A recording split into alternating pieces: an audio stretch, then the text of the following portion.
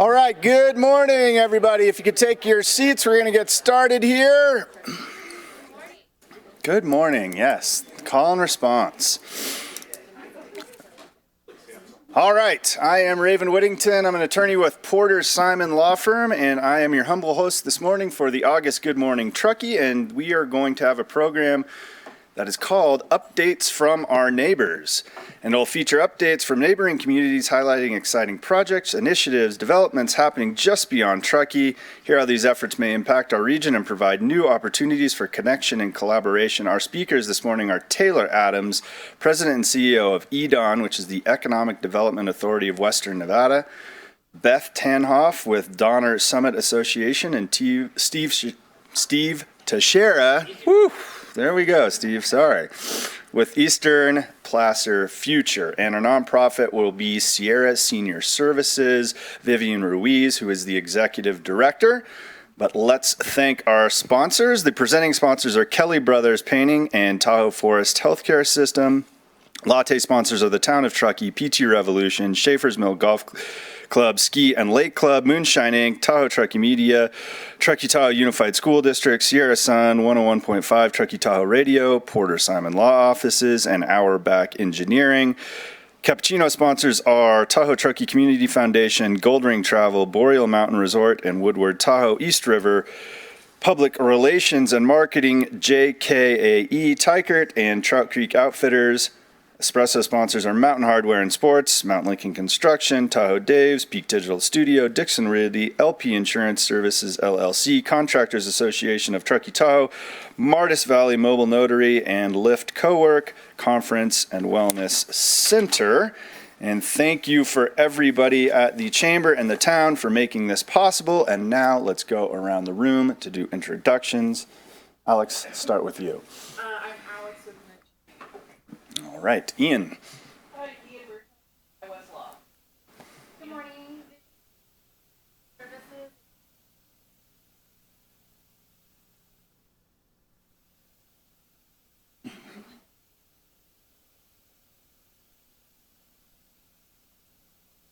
Tony? Ashbrook, Truckee River Water Council Board. Robert Chris. That's all.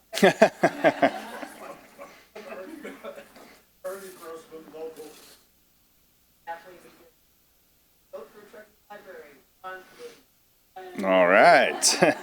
Enthusiasm. Luis? Truckee Library, yes, support the new library. Jan, you're going to have to cheer as well now. Support. Yeah, Young University, Truckee Town Council in Nevada.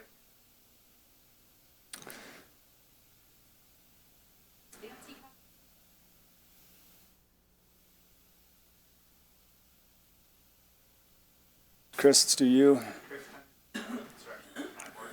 Bruce? And friend of the Truckee Library. There we go. All right. Oh, in the back next to Chris.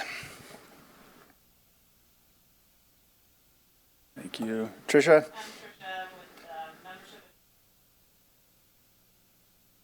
Anna? Truckee.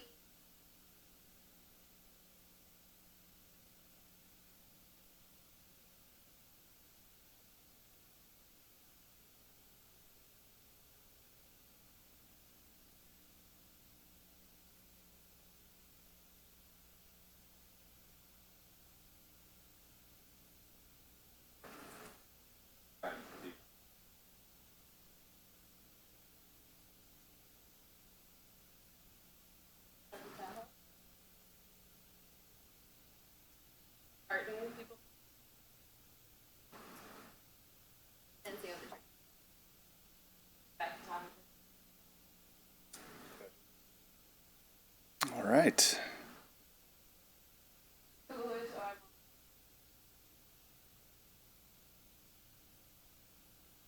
Good morning, I'm Steve Teshara, Eastern Placer Future. Nice to see you.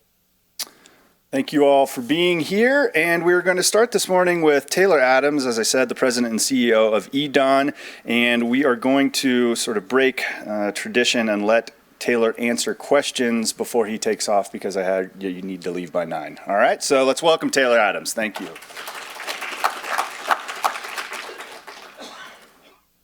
Thank you for having me. And actually, I hate being the only person in the room wearing a coat. So it's 2025. We'll just throw convention aside, right? And also, I want to, let's see. I'm guessing this is how we work. Oh, just the button? There we go. Thank you so much for having me. Before I dive in, just two of the names that were up here. So one of our most important supporters at EDAWN is the Tahoe Truckee Lumber Company, and so we're grateful to see that they're supporting this event as well. But also, Gunny Gunnarsson at Woodward, though he's not here anymore, he's in Park City. He's an old friend of mine from some of the work I've done on the East Coast. So great to see Woodward Tahoe on the list as well. But as you can tell, I have not spent the entirety of my life in Reno. We've been there for about 2 years. I grew up in the Deep South, started my career outside of the United States in the UK, was there for 5 years, came back, and spent most of my career on the East Coast doing this work. And so what's an economic development authority? Where many of my colleagues across the country are an extension of a state or local government, EDAWN's a public-private partnership. So what does that mean? It means that I'm not an extension of the government. About 30% on any given year of our funding comes from public agencies, either the governor of Nevada or cities or counties in northern Nevada that don't actually. That would not call us a city department. These are organizations with whom we contract to provide a certain suite of services that I'll talk about in just a second. The remainder of our funding comes from the private sector, and so I go out every year and raise it. With the assistance of, I don't know where, Janelle's taking pictures in the back. With the assistance of our investor relations team that we'll talk about here in just a second. And what do we do? We do 4 primary things: business attraction, business retention and expansion, entrepreneurial development, and then we work with strategic partnerships to ensure that we have the workforce and the community. I say the community assets that are needed to deliver the projects that we bring along. Now, we always list business attraction first because that's what everybody thinks. That's what everybody knows our organization and economic development authorities is doing. But it's important to know the reason we list business retention and expansion second is because 80% of the jobs in a healthy economy should come from your existing business. If the promises we make to the companies that we're asking to move here aren't true for the companies that are here, then we got something wrong. That also naturally feeds into entrepreneurial development. The only reason we list that third is because we're one of about 20 economic development authorities in the country that do entrepreneurial development. It's the reason EDAWN recruited me. We built, I was fortunate enough to be part of an organization that built one of the first entrepreneurial development focused economic development authorities in the country. That group was primarily around renewable energy.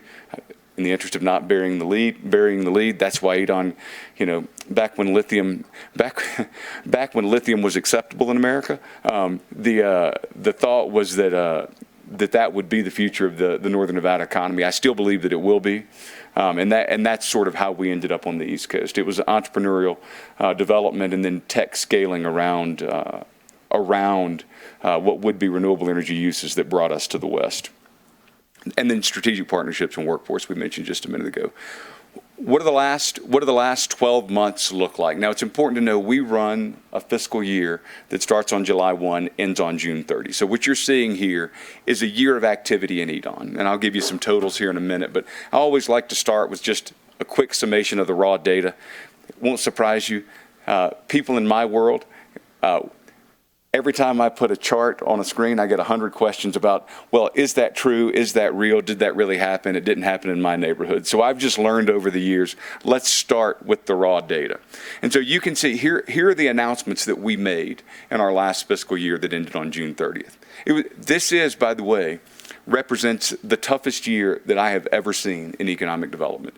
It was harder than the Great Recession, both of the years of the Great Recession. It was sort of this magic blend of high interest rates, uncertainty in global markets, and an unknown tax structure for business that really created some economic headwinds.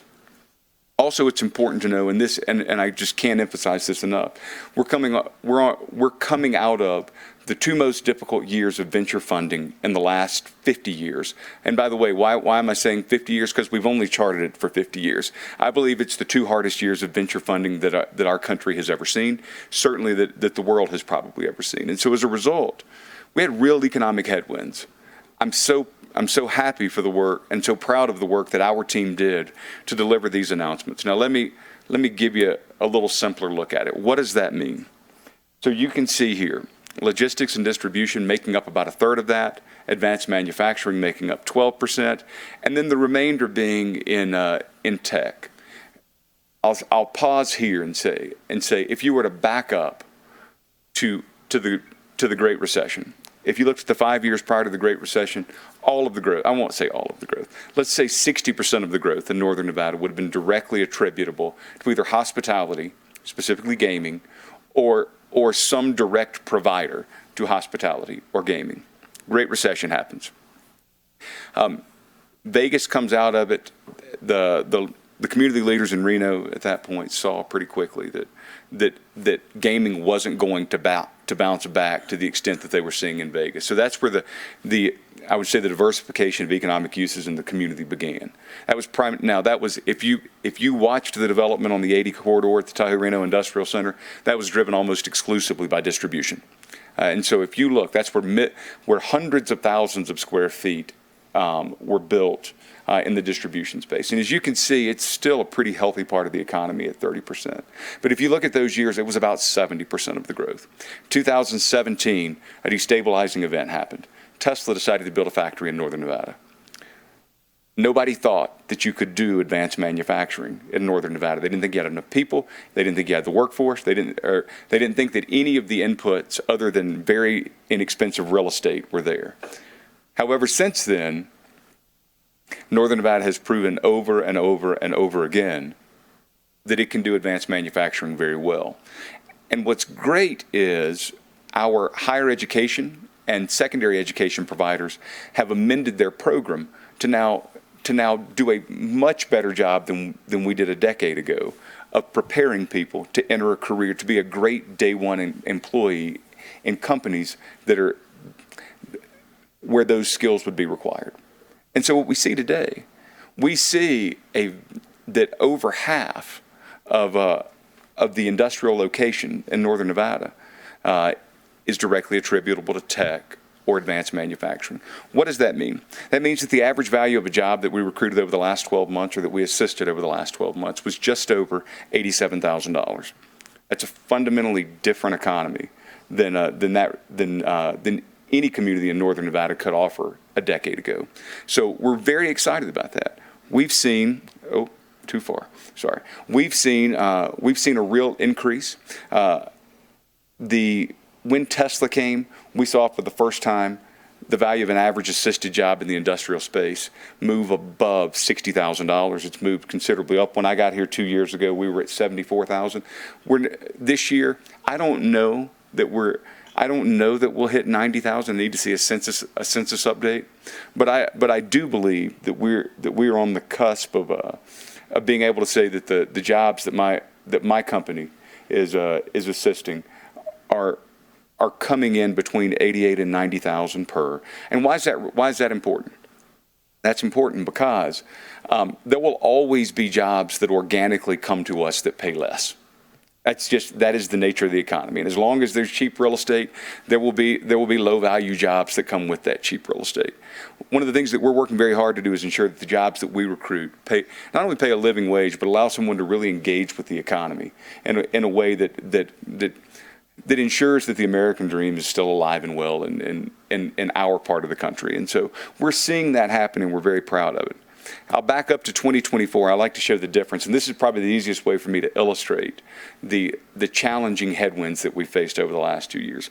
Here's a quick look at announcements from 2020 fiscal year 2024, which would be half of 23 and half of 24. And as you can see, a much broader distribution. Now, still a very healthy improvement in economic quality. Tech, advanced manufacturing, aerospace, clean energy, and then you can see e-commerce, fulfillment, and logistics and distribution, really the same thing. Why the increase? Well, this speaks to the economic headwinds. I do anticipate that we'll start seeing the Federal Reserve reduce rates. Tax policy is now known. I hope that in the next 90 days we see what will be the final tariff policy come into focus. So everybody that does what I do is going to be an advocate for free trade, but also I don't get to write the laws or make them. And so I get a lot of questions about, well, tariffs here, tariffs there. I don't know what the long-term implication of tariffs will be. But what I do know is that in the present, we just need the conversation to come to an end. We need to figure out what it's going to be so the business community can react to it so that we can start planning again. I think when those three things are known, you see the uses that we're attracting start looking more like this. Guys like me like diversity in economic uses because diversity is basically what makes us resilient and sustainable. So if we're when Northern Nevada was solely dependent on gaming, there was real risk to the economy because if there was a blip in gaming, there was broad unemployment. Same was true in logistics and distribution. For us, the key is economic diversity creates greater quality of life. It brings us a more diverse population, and more importantly, what it means is that we have the ability to withstand hiccups in various parts of the economy. So we're looking to get back to this, and we think that this is probably 15 to 18 months away. What happened over the last 2 years? And so first, if you live here, you know, Northern Nevada has made its living taking from California. That's just what it does. I don't think that's healthy. No, it does. Here's the thing. If we're going to have a conversation, you got to know I'm going to tell you the truth. and so the data there speaks for itself. The truth is, though, that and we can talk about why that happened. The long and short of it is that part of our business is mature. And where there may still be businesses that are seeking a lower tax environment, that are seeking less expensive real estate, Northern Nevada is running out of real estate. Certainly real estate that's not already public lands that are owned by the federal government that take a real conversation about what use we're going to put them to. And so I think it was time for us to start looking at the rest of the country. There are 46 states in the lower 48 that aren't California and Nevada. And so guess what? In a single year, we opened 10 new markets. And for me to say that my team opened the market, it means that a company chose to move from that market to our market. So what's great, what I can tell you is we have a very attractive market here that works. So in a single year, we opened 10 states. This last year that we're just wrapping up, we added 3 more states to that list while maintaining our presence in those 10. And I can tell you our team's now working on 3 different continents. And again, I'll say, when I say we're working on 3 different continents, that's not prospecting. That means a company has chosen to locate in Northern Nevada from the one that we're getting ready to announce right now. I won't give you the name of the company, but we've got a South Korean company in the life sciences space that's completing a $10 million investment just north of the university in Reno. And so what I can tell you, by broadening out our look, we're finding great opportunities for our community, and we're really proud of the team that did that. As I mentioned a moment ago, 80% of the new jobs in a healthy economy should come from existing business. And so we've got a team that is focused exclusively on providing better care to our local business. But that gets me into probably the most important thing our team is working on right now, which is Reno Startup Week. Now, if the mayor of Sparks was here or Alexis Hill from the Washoe County Commission was here, they would say, why'd you call it Reno Startup Week? I don't know. It was my first year. If I had to do it again, we'd call it Northern Nevada Startup Week. But the problem is we were too successful in year 1 to change the name. and so in year 2, 1,000 registered attendees, we ended up having about 1,800 businesses show up. Why 1,029? I think that's the most number of registrants that our system would handle based on the license we had bought for year 2. And so we expanded the license for year 3. But that said, an incredible event for us. We ran this for the first time in about 3 months into my tenure here. We had about 600 businesses in year 1.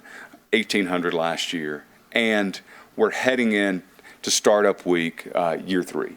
It's going to be the last week of September. This event, this is an event that is, when I say I hate I hate to say things are free. Guys like me never give things away for anything. But Doug Irwin, that leads entrepreneurial development in our team, has been adamant that this has got to be an event that we deliver for the entrepreneurial community without charging a registration fee.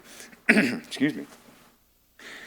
Which is fine. What that means is he had to go out and raise a ton of sponsorships for me to do this, but he did.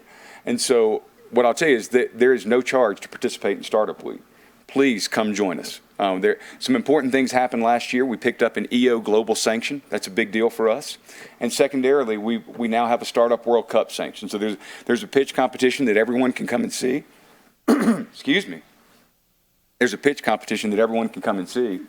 And what's great about that is that the winner of that pitch competition goes straight to the Startup World Cup finals, or excuse me, semifinals in the Bay Area. So please come see us at Startup Week. We'd love to have you.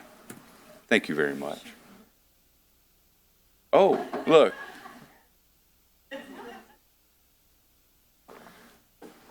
And here's a quick page on where you can register for Startup Week should you want to. With that, I'm going to stop because I'm told I'm taking some questions. So do I have time? You do, yes. Great. 5 minutes. I have 5 minutes for questions. Anybody have questions for me? Yes, sir.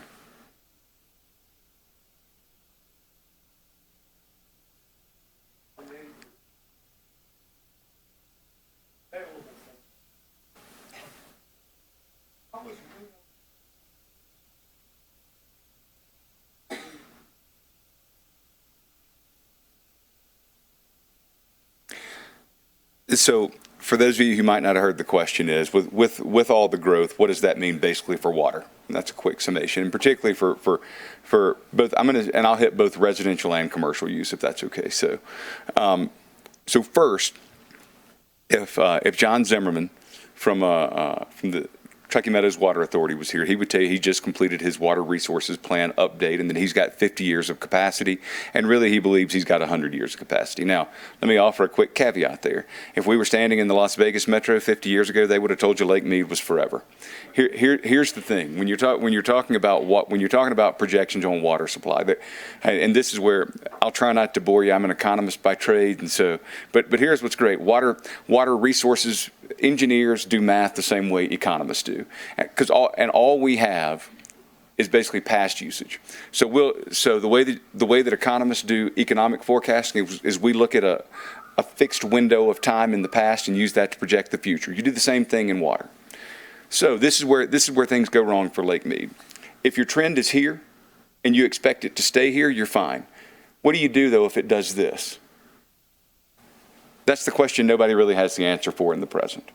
And so we're working to be an active partner. So right now, something that many of you may not know, we are running the first test well that will in Sparks, that'll be a direct potable reuse of water in the Truckee Meadows. We're running 2 test wells now on what will be aquifer recharge. I'm happy to report that water usage looks stable right now. If you look at our water usage over 12 months, we use during the spring, fall, and winter months between 2/3 and half of our allotted capacity. In the summer, we run pretty hot. I'm not going to deny that. And so we're working now to sort of say, what can we do? In addition to the reservoirs that we have coming down the mountain from the lake, what can we do in the short term to enhance the acre feet of water that are available in the Truckee Meadows? And so I'm really excited about direct potable reuse. I think that's going to be a critical solution for our community going forward. Also, I can tell you my organization has made a commitment to no longer recruit what we would call high water users. That's something I wrote this paper about 20 years ago called Sustainable Economic Development. I've had to wear it for the last 20 years. But what that means is when you've had to wear it for 20 years, it means that you have to live by it. And so all that means is we try to make sure the companies that I lead, we try to only recruit companies that can work within the regional infrastructure that we have in the present, or that come with a plan to deliver new infrastructure in the future. And so what that means is we had to every community in the West needs to look at water and understand what every deal we bring in means to our water supply. And so we've made a commitment to no longer attract heavy users. Yes.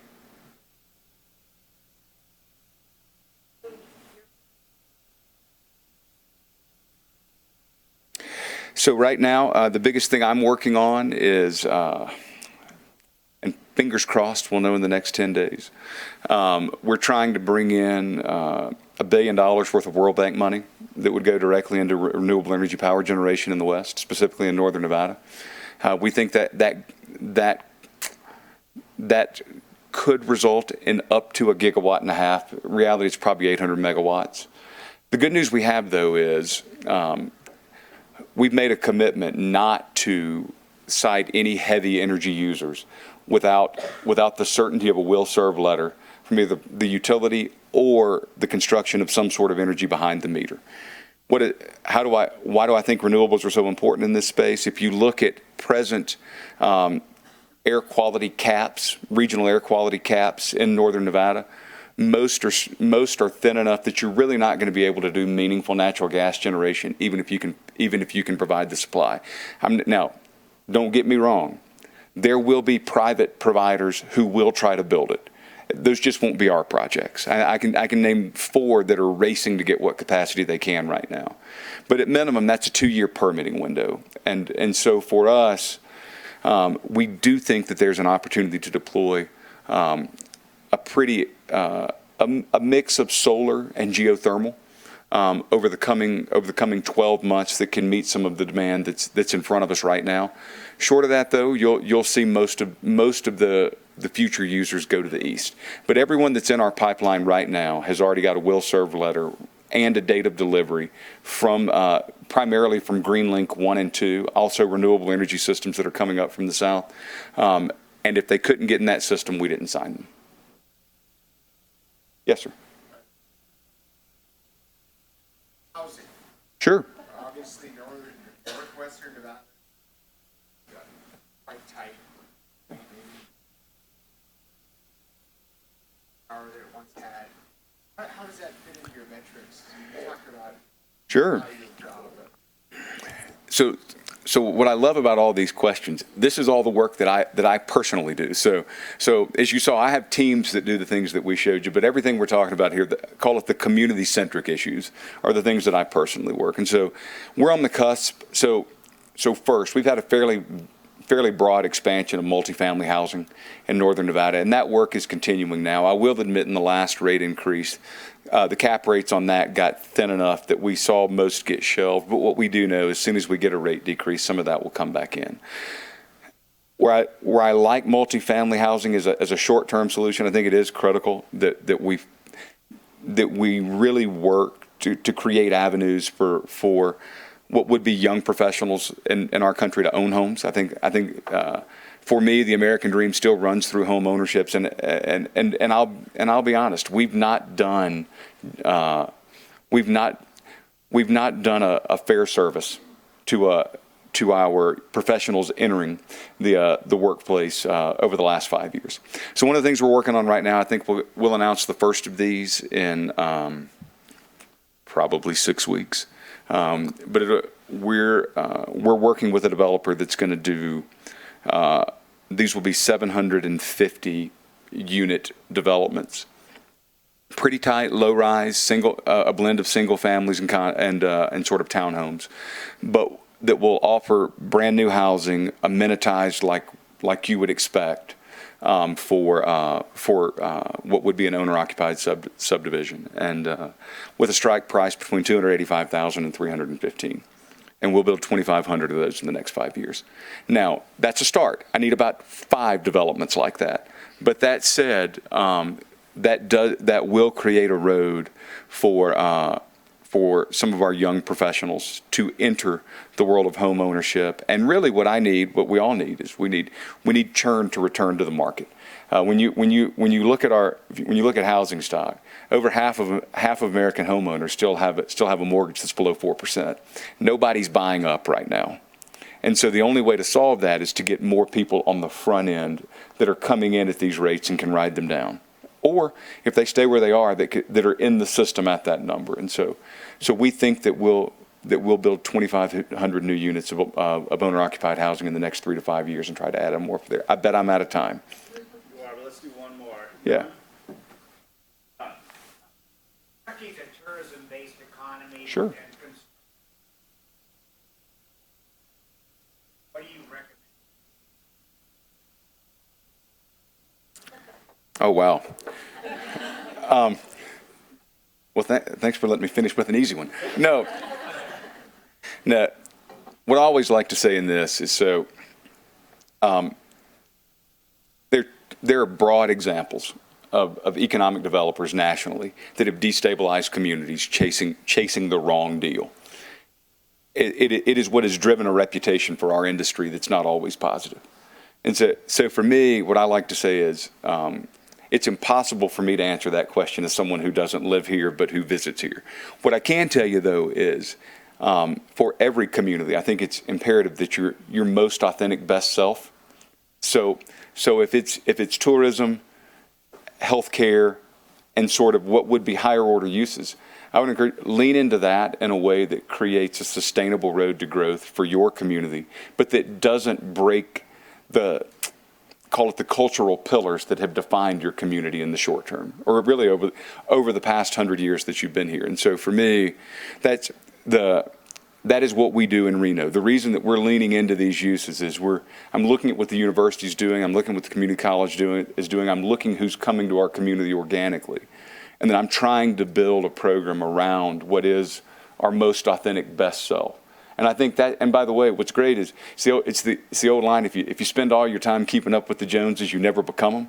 And so for me, it's critical that we lean into who we are and try to just sort of have a little more aspirational view of what that could be.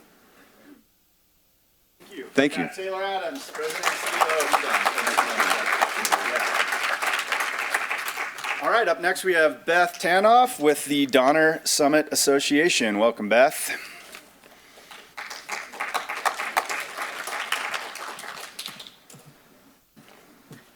I have no idea what I'm doing here. No? Wrong arrow? Oh, this arrow. Okay, There you go. awesome. This is, okay. Well, good morning. Thanks very much for having me here. I'm not normally a speaker for the Donner Summit Association, but here I am. Does anyone here not know what the Donner Summit Association is? Not. You've never heard of us, you don't know who we are. All right. Well, we're a nonprofit association, 501c3 up on Donner Summit, all a volunteer-based organization. And my other question is, who here loves Donner Summit? All right. And so that's kind of our mission, is to just protect Donner Summit. There's so much history, there's so much natural beauty up there. It's an outdoor paradise. And so, yeah, this is our goals. We like protecting history, enhancing the access to the area, just so that people don't come and trash the place and leave. We want to make it a more sustainable area to tourists and the residents alike. So we kind of are the voice of Donner Summit, and we work to protect, promote, strengthen Donner Summit as a unique and vibrant year-round mountain community that provides opportunities for visitors, residents, and businesses alike, and just all to thrive in that community and environment. If you want to know more about us, this is our website. You can hardly see it, but it's donnersummitca.com. Okay, great. Arrow. Perfect. So these are a couple of our current projects, and also some of our upcoming projects. So there's the Van Norden Meadow Trailhead. There's a Gould Park upgrades. There's a snow shed tunnels graffiti abatement. That's a continuing project that we work on. And then we also have some annual cleanups in the community. And then we also have our annual fundraiser, which is the Donna Summit Fest. And then our greatest success is the Lamson Cashin Trail and History Hub, which is up at the top of where ASI building used to be. We call it the overhang just because of that old shed where the roof overhangs. So I'm a full-time resident in Soda Springs. I've lived there 23 years, and I've been involved with the Donna Summit Association probably for the last 12. Our board, we call as the core team more than the board, and I sit on the board as the administrator and also the community liaison. Some of our other members consist of organizations and communities in the Donna Summit area. All the mountain and ski resorts up there. We have members from Sugar Bowl, Powder Corp, also from the Truckee Donna Land Trust, Truckee Trails, the Donna Summit Historical Society, and then homeowners from all the different communities up there, Lake Mary, Sugar Bowl, Serene Lakes, Soda Springs. We would love more members of the community to be part of the organization, but we're working on that and just trying to get people more involved. We also have partnerships with so many organizations, and it's actually awesome because it's these natural partnerships that form over time, and then we're able to work together when the need arises, and it's great that these are in place. And some of those partnerships, we work with the Placer and Nevada County, which is kind of tricky because Donna Summit, there's a clear boundary that runs through the middle of that area. So to get the two counties to work together, it's a constant challenge, and we seem to have been really successful at the moment. So we're happy for that.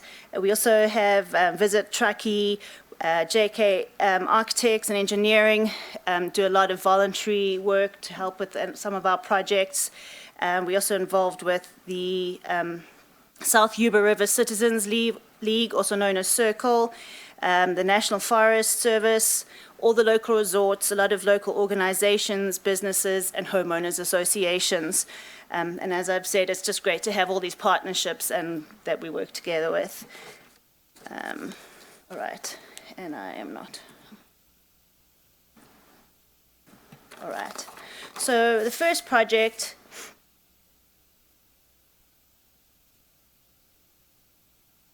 Sorry.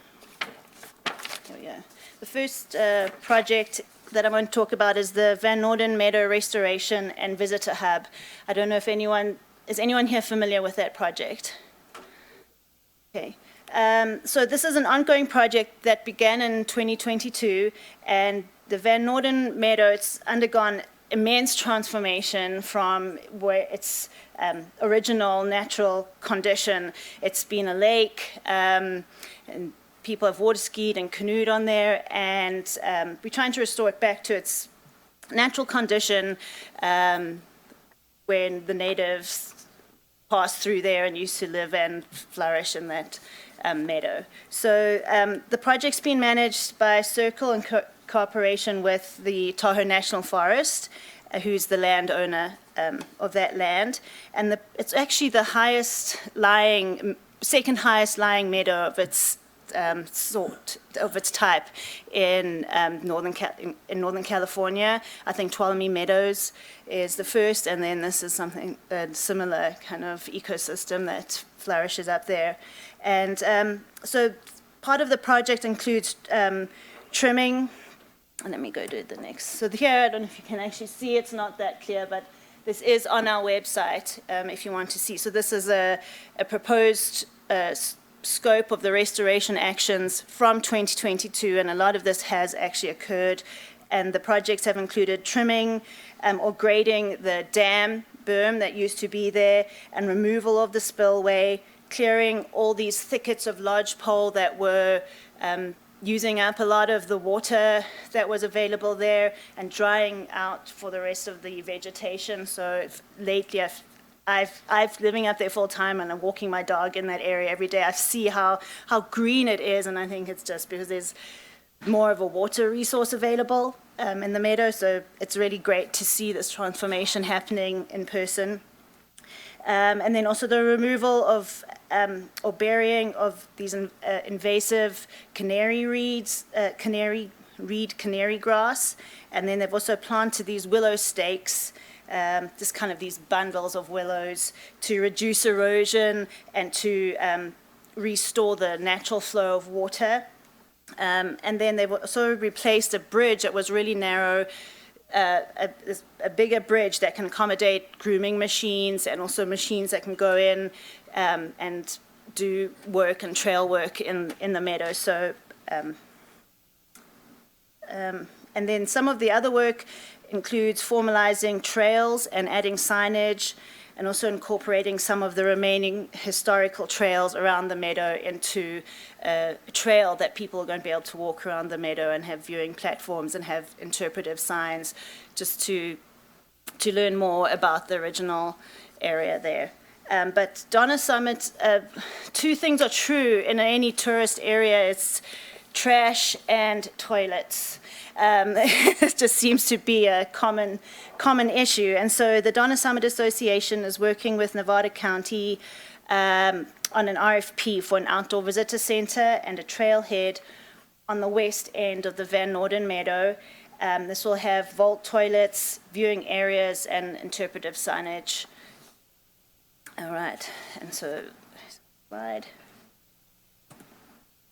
The next project that we've been working on is Gould Park. Again, how many of you know where Gould Park is?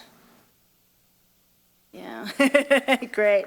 So Gould Park, it's at the Cisco Grove exit, so it's kind of on, I'd say, like the, where are we? West, it's like a west portal of Donna Summit, and it's probably the true gateway of Donna Summit. That's where it starts. And Gould Park was named in memory of California pioneer James L. Gould, and working with the Placer Legacy, the Emigrant Trails Greenway Trust, and the Gould family, and the Placer Land Trust acquired about 15 acres along both sides of the Yuba River up there, and then transferred the land to Placer County in 2004. And it's now a permanently protected space up there. And this is it's a montane riparian habitat, which means it's a mixed forest of pines, firs, and cedars, and cottonwoods, plus a small area of fresh water that emerges with the wetlands near the river. And the name Gould Park comes from the Gould family, who owned the property for several generations. And in the 1860s, it was purchased by James Gould, and he was from the Big Four, which was one of the founders of the Central Pacific Railroad and the western portion of the Transcontinental Railroad. And the Gould family's sale of the property, it was intended to conserve this portion of the South Yuba River and the Cisco Grove area up there.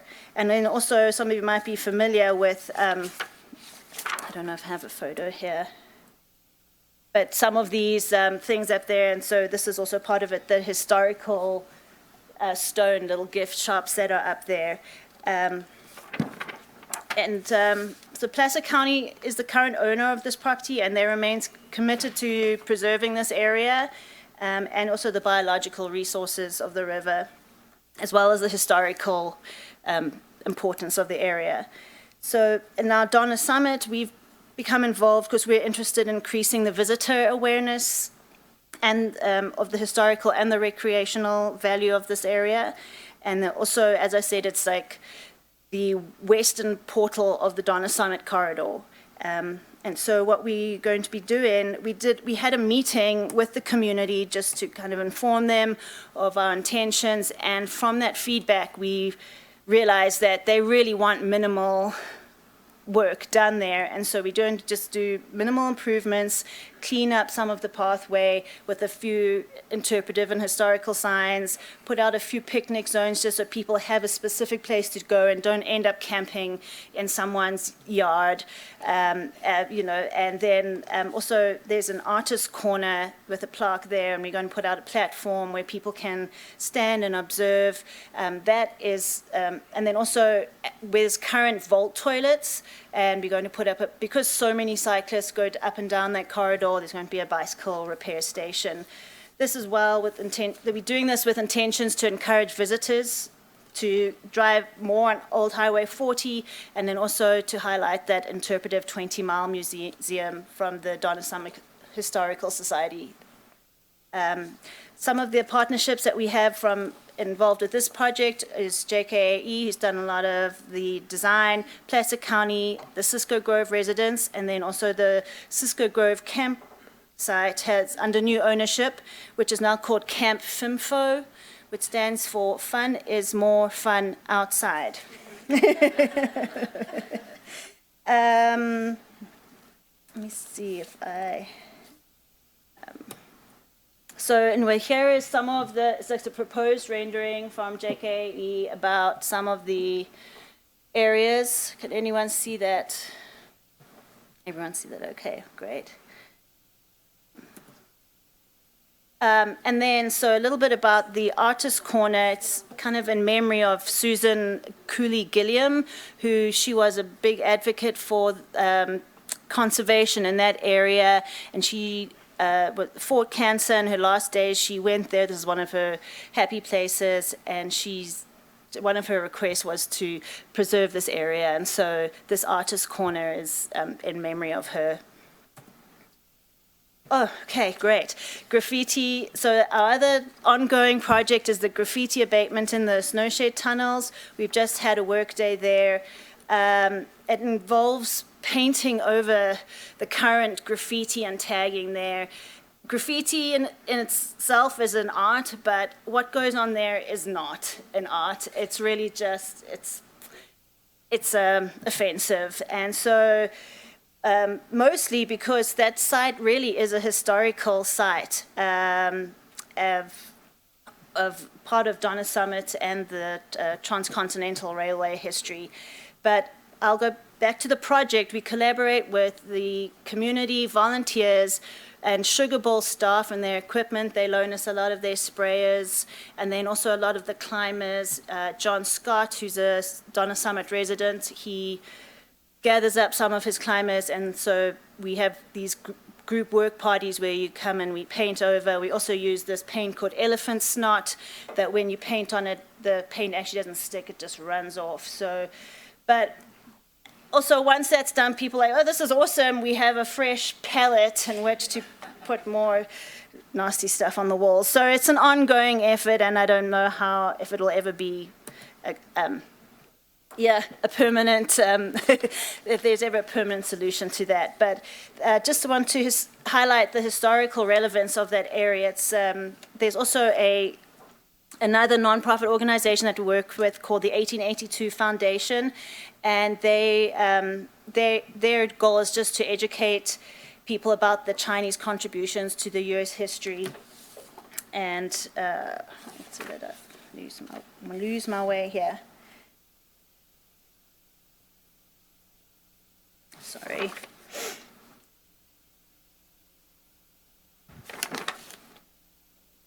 So the 1882 Foundation, they're based out of Washington, D.C., and they have an office in Sacramento.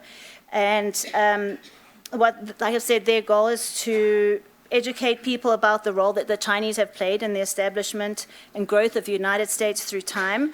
And the landmarks here are the camps where the Chinese railroad workers worked and lived alongside the railroad tracks when they were building them. They drilled this tunnel that was 1,659 feet long by hand through solid granite, and they lived there for 2 years during this time that the project took. And so it's been declared a National Historic Landmark by the U.S. Department of the Interior, and that's why we need to protect and respect that area. And the tunnel itself could not be the landmark because it's owned by the Pacific Railroad. So the 2 spaces with the actual camps are the landmarks, and there's 2 spaces that contain the landmarks, and you can actually see the foundations where their buildings were, where they lived during this time. Some of our other community engaged, so all our funding comes from private sectors and donations, and then also grants. So to get the community involved, we do a community cleanup. We're part of the Nevada County Adopt a Road program. On June 7th, we do an annual one, then we do one in coordination with Circle, and then we do 2 smaller ones, mostly up and down just the whole corridor of Donna Pass Road. This year, our annual cleanup had 43 volunteers that participated, and then we offer a lunch that's provided by the Soda Springs General Store to all our volunteers, and it's quite people actually look forward to it these days, and it's great to get your children involved and create a pride for the area where you live. And then coming up is our annual fundraiser called the Donna Summit Fest. It's like brews and brats. We have the Johnson Family Band going to play, and the entry includes live music, a beer or a drink, and a meal. And then we also have we have a live auction and a silent auction, and lots of stuff, lots of prizes that are donated by local businesses, lots of ski passes, and other fun stuff there. So that's coming up on the 20th of September. So if you're around, mark your calendar. It's a fun afternoon. Our one big project that most of you are familiar with is the Lamson Cashin Trail and History Hub. And this area on Donna Summit is probably the most historic square mile in California, just because of so much that happened there.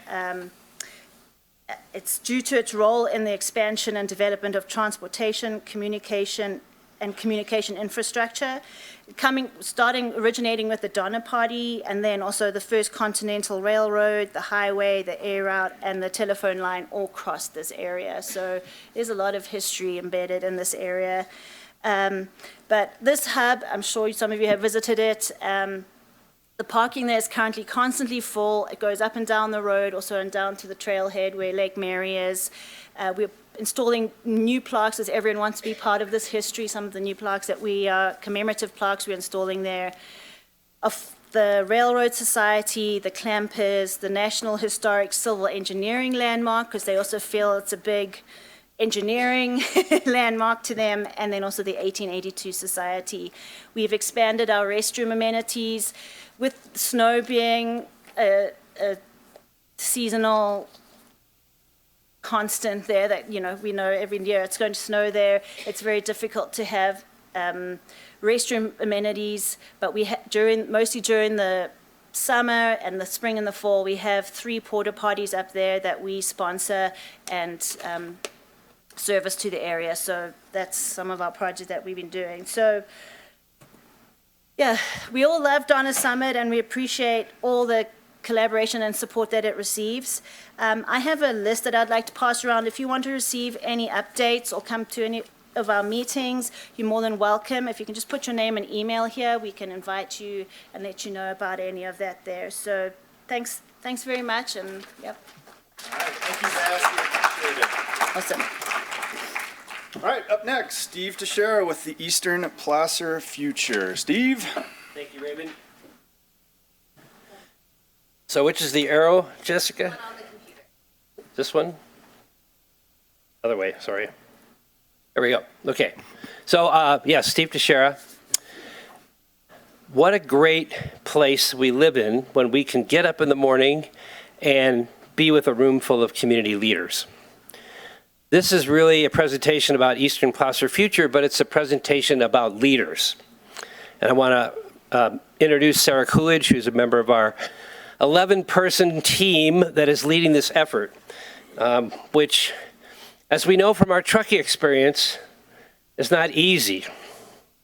And some of the people who I've seen in the room this morning who inspired me to do this kind of work over the last many years, Tony Lashbrook, Ernie Grossman, Kathleen Egan was here earlier, Because I was around when Truckee incorporated, and I saw the effort that it was necessary to undertake in order to create something that many of us now sort of take for granted, the town of Truckee. So I want to get into our basic problem. It's called pink. Our basic problem is the fact that District 5 in Placer County, which is the district that encompasses the area we're talking about, is 77% of the land area of Placer County. Every time there's a census, our part of District 5 gets smaller, our population declines, and we have to deal with a county that is primarily focused on the other colors, which are down closer to Sacramento and Yolo and counties that are very high-growth areas. Looks like a town power meeting here. So because of this, we're concerned that going forward, our unique part of the county is going to have less influence with the county supervisors and less influence with the county management. And it's understandable. They have to focus a lot of their resources on what's happening in the West.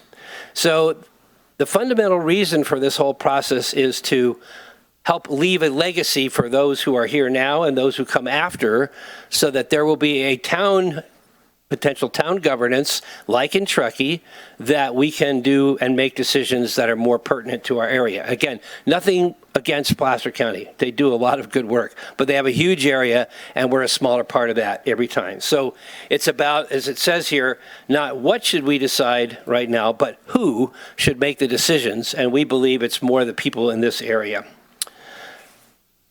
This is the time when we probably have the last Placer County District 5 supervisor that actually lives here. We've had, in my time, a couple of them who have. Larry Sevison was really good for a long time. There's others. But District 5 includes Auburn, which is the county seat, and those folks, potentially rightfully so, feel like the District 5 supervisor should be from the county seat. It should be from Auburn. So Cindy Gustafson, our current District 5 supervisor, probably the last supervisor from the district that will live in our area. The other reason for going forward now is we have ongoing dialogue with Placer County folks. They know what we're doing, and they assume they know why we're doing it. I think they do. But it's not an easy process. Since Truckee incorporated, the state of California, in its infinite wisdom, has made incorporating a town or a city in the state much more difficult. So we have to go through this process through the Local Agency Formation Commission, or LAFCO, which has 2 members of the Board of Supervisors, special district reps, other reps. And right now we actually have a favorable composition on LAFCO. And the current engagement that we have, our principal engagement right now, is trying to put together all the information that LAFCO requires in order to give consideration as to whether what we're trying to do is economically viable and to some extent politically viable.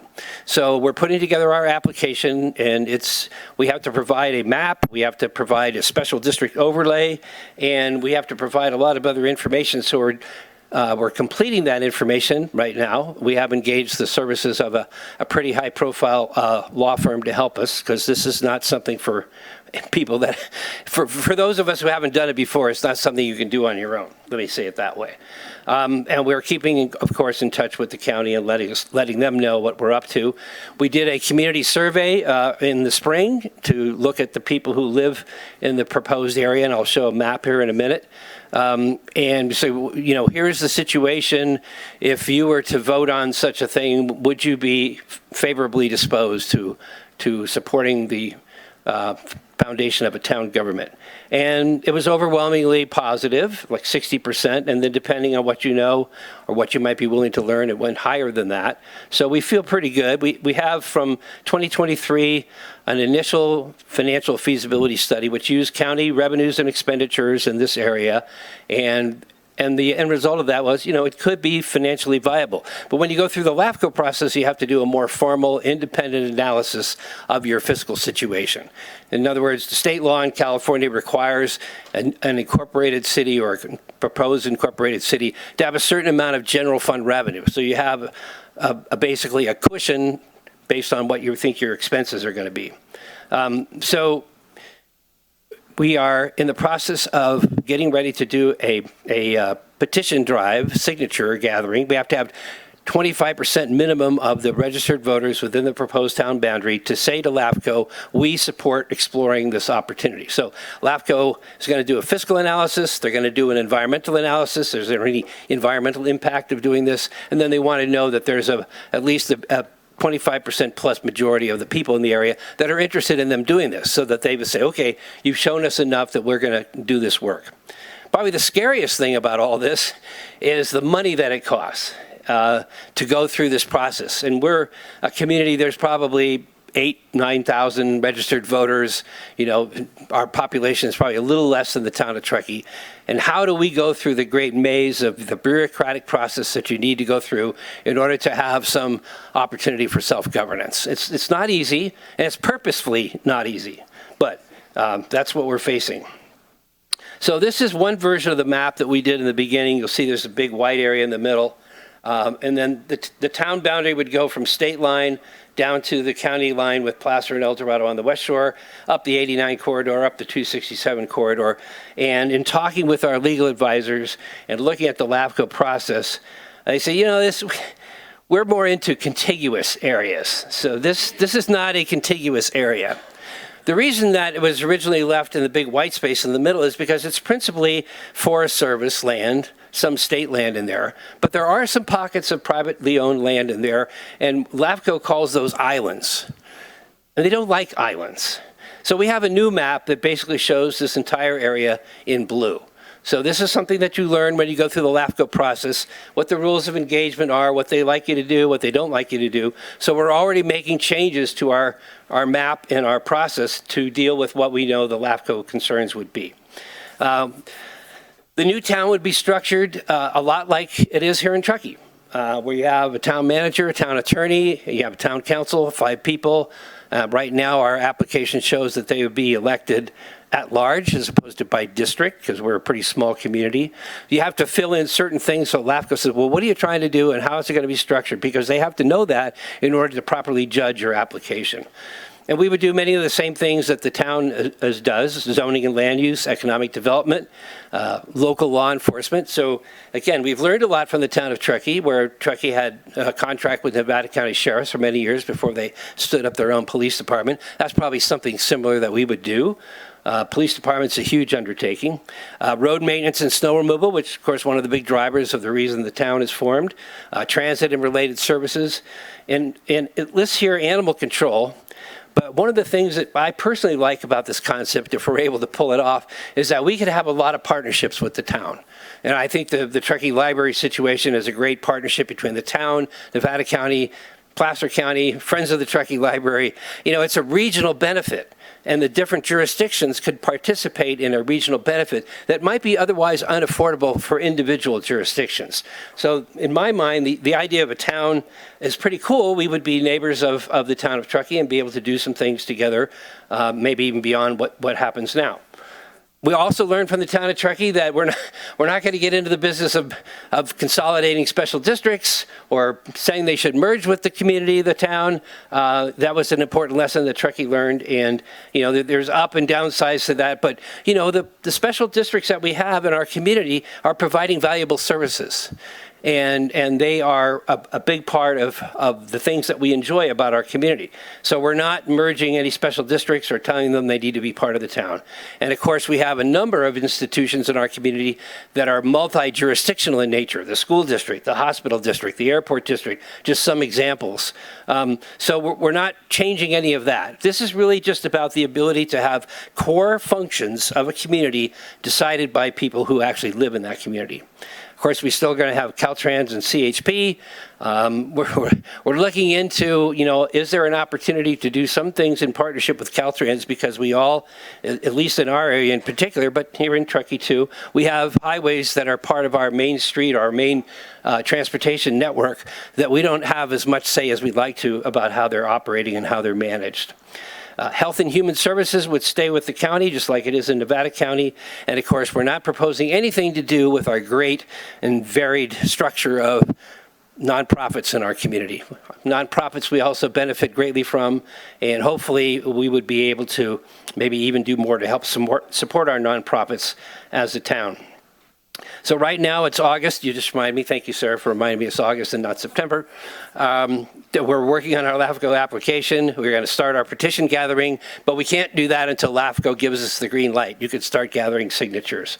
And we hope that the LAFCO review will happen over the fall and maybe early into next year. The target for a vote, if we get that far, would be November of next year, November of 2026. So,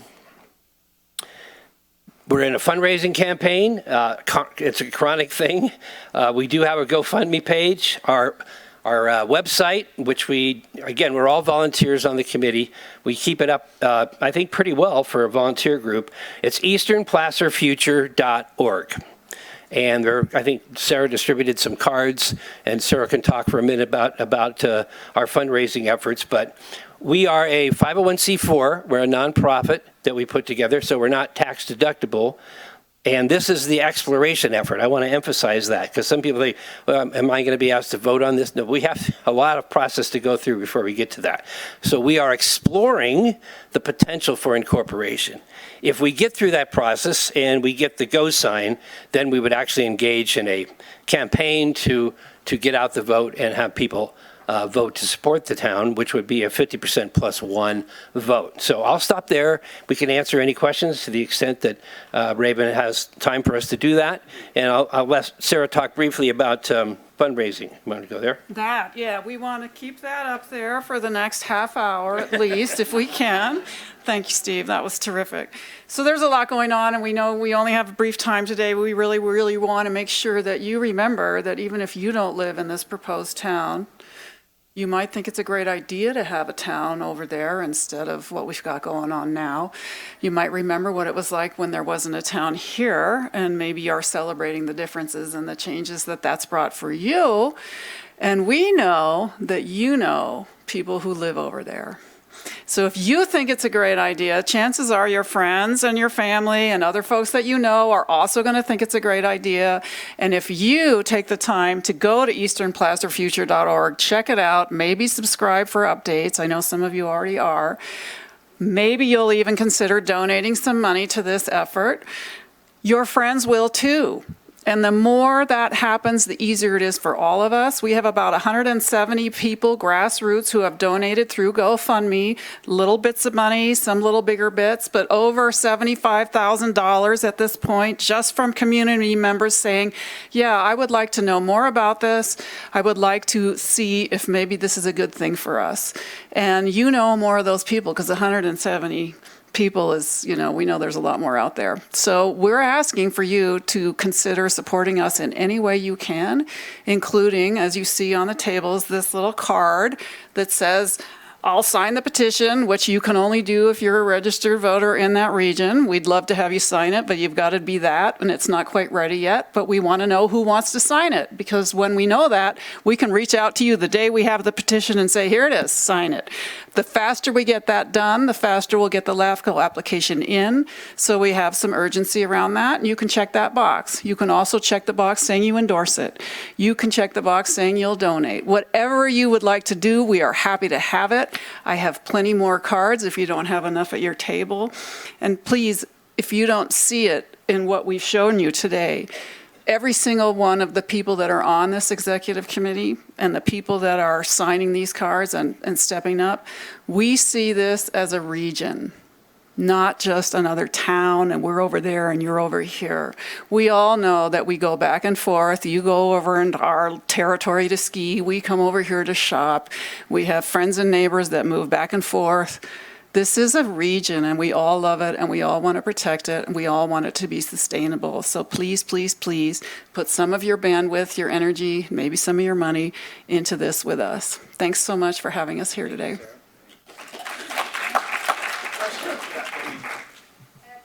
Yes. So, what is your tax?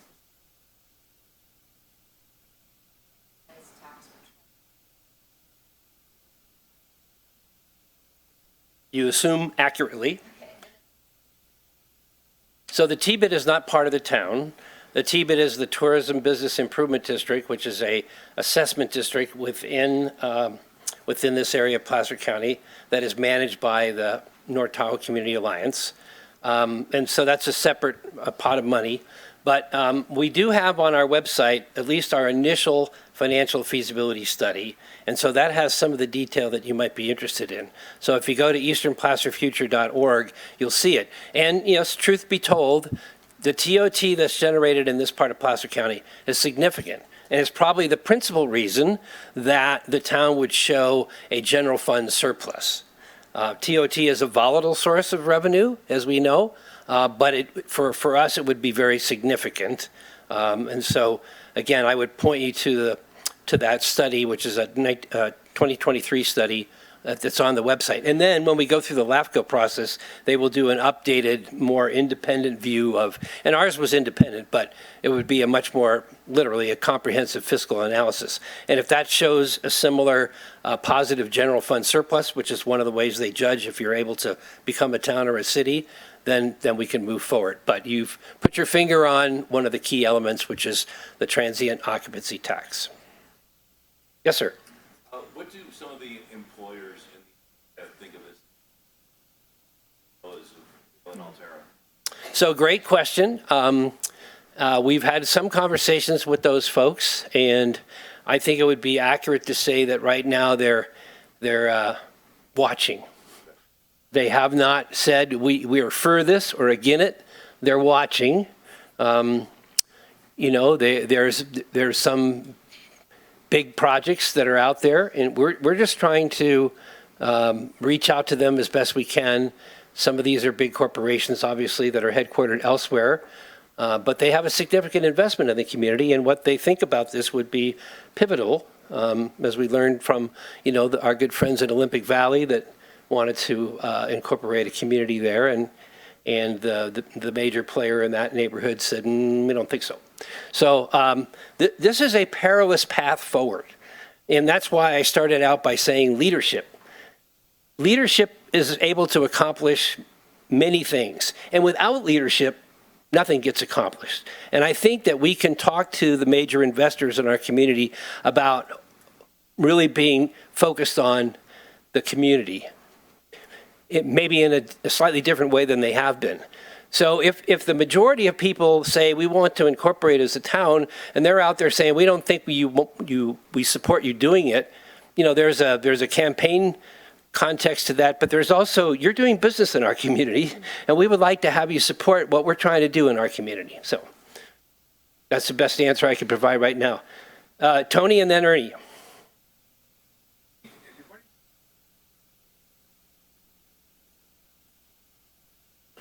The biggest hurdle, and what I lie awake at night thinking a lot about, is how do we raise enough money to go through the process? We're a small community, we're not a wealthy community, and the hurdles are such, as you very well know, Tony, are such that it's hundreds of thousands of dollars potentially. Because we say to LAFCO, well, how much is it going to cost us to do the comprehensive financial analysis? Well, we don't know. How much is it going to cost us to do the environmental document that's required to analyze this? Well, I don't know. And, when you go to the bank and say, how much money do we have? I don't know. So there's a lot of unknowns. But nothing ventured, nothing gained, right? Leadership, one foot in front of the other. And that's what we're trying to do. And Sarah's done a great job of sending out emails and encouraging people to contribute, as she just said, because, this is an investment. And my biggest fear is that we don't have enough money to make the investment. But, again, if we don't do anything, we know what the result is going to be. Pink gets bigger, we get smaller. Ernie. I would just add to that, forgive me, Steve, That's right. but another real obstacle is time. Because it's not just the money, but the money now, please. Yeah. And we, if we were to get on the 2026 ballot, which I think we would really like, well, we know we want to do. Yes. If we don't, there's going to be a huge increase in costs if we need to have a special election. It's something like I'm just going to throw these out there. It's like a $200,000 difference if we have to do a special election for this. And we all know, who are politicians here anyway, that special elections don't get as big of a turnout, so there's more risk with that as well. And the longer it takes to do, the less motivation, hot fire, we got to get this done. It just dissipates over time. So again, money and money now. Money now. Yes, Ernie. Yep. Ernie.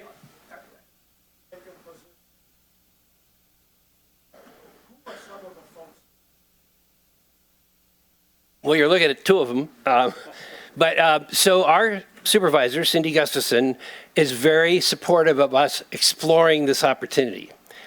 Cindy's a member of the Board of Supervisors. Obviously, she's also one of the county board representatives on LAFCO. So she can't take a position. She is going to vote on this in two ways, as a LAFCO member and as a member of the Board of Supervisors, because if we get through this process and we form a town, then we have to sit together with Placer County and do something called revenue neutrality. So under California law, if a city or a town incorporates, whichever jurisdiction they're dealing with, they have to make that jurisdiction financially whole. It can't cost Placer County any money to have us go free. So that's another piece of it. So Cindy cannot take a position at this point in time, but she does want us to explore this opportunity. Yes, sir. That's all we have. All right. Thank you all very much. Thank you. All right, and finally, we have a nonprofit stump speech from Sierra Senior Services and Vivian Ruiz. Come on up.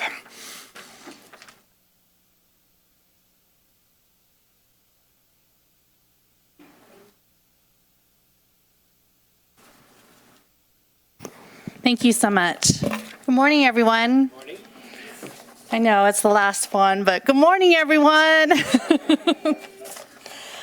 Thank you for the opportunity to the Truckee Chamber for allowing me to speak for you with a few minutes of your time today. I am the new incoming Executive Director, as you mentioned, Vivian Ruiz, with Sierra Senior Services Meals on Wheels program. I joined the program in June of this year, and I've hit the ground running. And so I bring about 20 years of experience. I started when I was 10. But I have worked as an executive director for over 15 years, supporting individuals with developmental disabilities. And I was also the deputy director of healthcare services for Nevada Department of Veterans Services and handled their Sierra centers and all of suicide prevention and healthcare logistics. So I'm really happy to bring that experience to the Meals on Wheels program here. So we were founded in 2001, and our mission is to deliver nutritious meals, reduce isolation, and support independence for older adults. We are a long-standing member of the Meals on Wheels program, and many of you may not know, but we do so much more than that. And our biggest thing is making sure that our seniors don't socially isolate themselves. So we operate 6 delivery routes. We have 2 in Truckee, 1 in North Shore, 1 in West Shore, which goes from Timberland to Tahoma, Incline Village, Crystal Bay, Olympic Valley, and Alpine Meadows. So here's how we're different.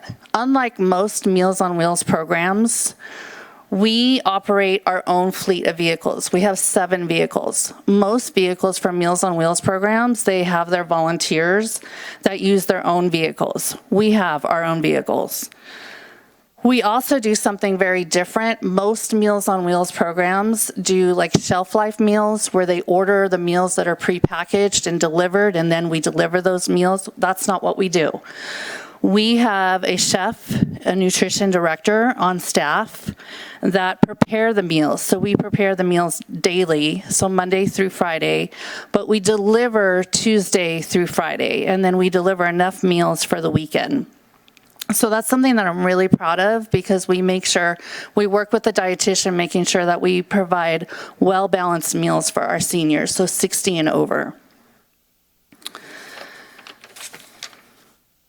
So we also do daily wellness checks, and that is so important because, especially with COVID coming on, a lot of our seniors isolated themselves. And so that's something that our volunteers go in, and a lot of people don't know that we provide those wellness checks. And we do not have a waiting list, but we are growing at capacity. We provided over 43,000 meals last year, which is a lot for this area, and we're very proud to provide that information and that support. So one of the stories that really resonates with me is that we had a gentleman, we'll call him Walter, who joined our program. And when he joined our program, he was very frail, forgetful, and often disorientated. We then started to check in and we did multiple visits for Walter, making sure that he had enough food, and we found that he wasn't getting adequate food supply. And so we made sure that he had the support that he needed. And through our wellness checks and our amazing volunteers, we were able to get him to support himself, doing regular showers, taking care of his hygiene, and accessing his community. And that's so important because he could have got lost in the system. So we're really grateful for our volunteers. Our volunteers are our rock stars. They help us do what we need to do. Without them, we have about 45 volunteers right now, but we always need more volunteers. We have a large route area that, as I mentioned, that we support, and we're always looking for volunteers. So what are we doing? I've been here since June, and we've been hitting the ground running. So one of the things that my board and I and my team is that we want to build a senior center, and that is to focus on the social isolation of trying to create a senior center for seniors to come to, so much more than just dropping off meals at their doors. So that is our next campaign. We're going to be launching a $2 million campaign to build a center here in Truckee. That's what we're looking for. We're also looking for volunteers. So there is a back table there that we have applications. We just also started last month a newsletter, which we've never done before. So if you'd like to join our newsletter list, please fill out the information. We have cards up there. And I don't want to be redundant like every nonprofit, but I'm sure you all get it. We're all looking for money. It is what it is. But $2 million is a lot of money to raise. But we have business cards back there that have a Venmo account. You can donate through that way. You can donate on our website. We would really appreciate the support, but we also appreciate, if you're looking to volunteer, we would love to have you. I don't know how much time I have. I see you. So I had 5 minutes, y'all. I'm trying to talk very fast. So, but any questions for me? And I do, and not to, but I would like to introduce some of my amazing staff. And I want to be very clear. We provided 43,000 meals, and there's only a total of 6 of us, and we only have 3 in the kitchen. But I have 2 with me today. Annabelle Bukinski, who is our volunteer coordinator. So if you have any questions on how to volunteer, she'll be more than happy to answer any of your questions. And then I have Lorena Bacola, who is our ops manager, and I have an amazing team. So I'm so grateful for them. Any questions? Whole lot, really quickly. So thank you for the time. I appreciate it. All right, now we're going to quickly do stump speeches. So if you have them, keep them quick. Stump speeches, yes. Hi, I'm Heather Schwartz with SOS Outreach. Don't know us, we're operating hours, locally opportunities. We are about to kick off our season service here. I am now looking for mentors for all of these kids, like 55 mentors. Returning, so if you like skiing, like working with kids, buzz, come chat. Thank you. Anybody else? Yes, Colleen. Hey everybody, Colleen Dalton.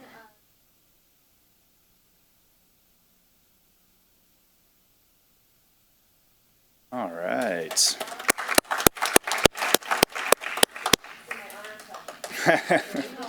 Excellent. Yes.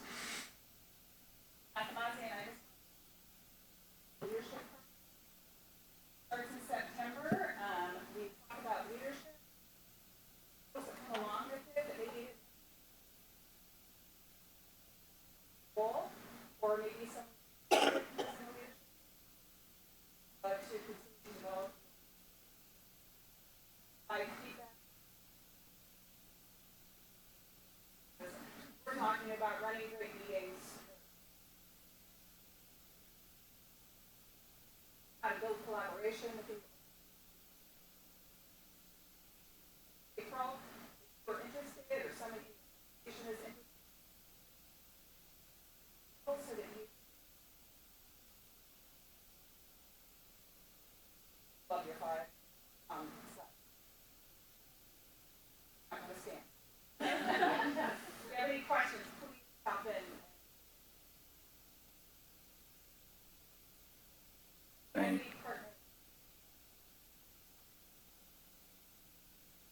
Thank you. Anybody else? Yes. Friday is the last day to nominate for top of the town community. So, nominate people that you think are doing great work. So nominate. Yes, please. And come to the event too. When's that, Jessica? Friday, September 26th at Alder Creek Event. All right. Anybody else? All right, let's give a big round of applause again for our speakers. Thank you so much for coming. Next month, we have Future Leaders and Youth Leadership in Truckee will be the program. And now, without further ado, I will do the door prizes. Ruth, which one do you want to go first? Return ticket. Return ticket. That is going to go to Jenny Franklin. Jenny?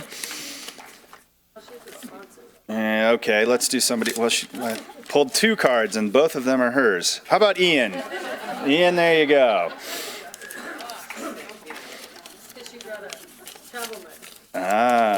Okay, we'll do the journal next.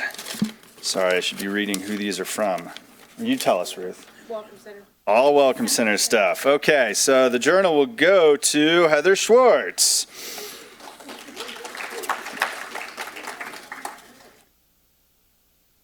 Up next, we have let's do the ball cap. The ball cap will go to Ernie Grossman. Ernie Grossman.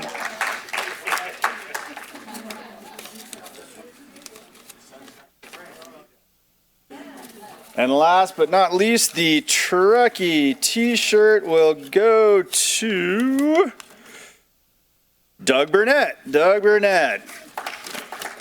All right, thank you so much, everybody. We appreciate you being here, and we will see you next month. Have a good one.